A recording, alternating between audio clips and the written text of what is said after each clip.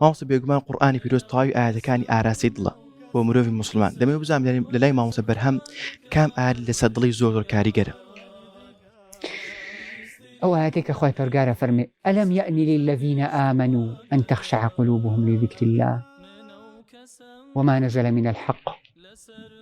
آية كاتي أو نهاتوا دڵەکانتان ملکەش بێ بۆ یادی خی پەروەردگار بۆم قڕانی کە خی پەرگادای بەزاندووە ئاکاتێوە نەهاتووە. ئەمە گەورەترین و کاریگەرترین ئاەت بوو بۆ سەر دڵی من.